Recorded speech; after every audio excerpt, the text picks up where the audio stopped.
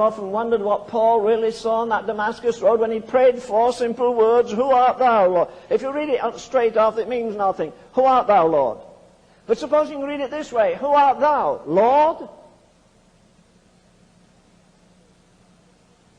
Here's a man with a colossal intellect. Here's a man who is he's in every category, is in the highest category. He's a Hebrew of the Hebrews. He's a Pharisee of the Pharisees.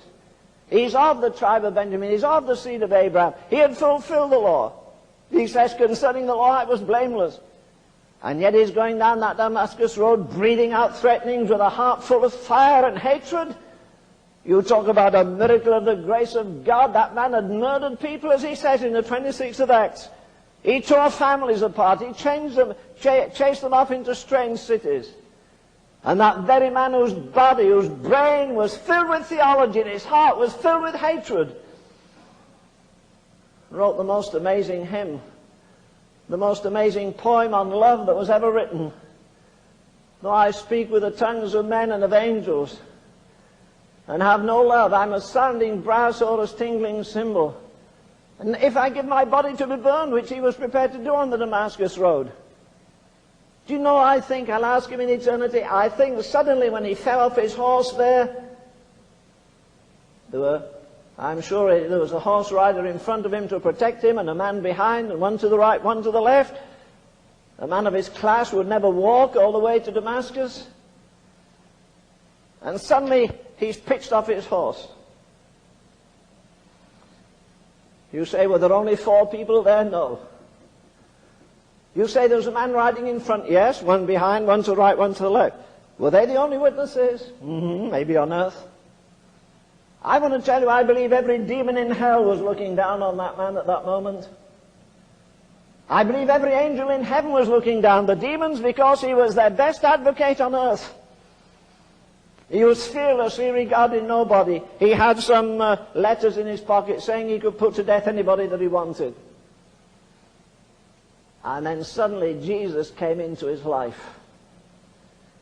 Would you have thought that man in the dust had inside of him 14 epistles, if you give him Hebrews, and I think he wrote it? Would you think that he would go through Asia Minor and establish a dozen or more churches? Would you think that that man in a lousy, stinking prison, they wouldn't let you put a dog in today, would write to other Christians as he does to the Colossians, to the Philippians and the Ephesians, his love letters to them? And as he says, rejoice in the Lord. And again, they should have been sending letters of comfort to him, and he's sending letters of comfort to them. Why? Because on that Damascus road, as far as I'm concerned, he came alive. Religion, formality, ritualism, they were banished forever.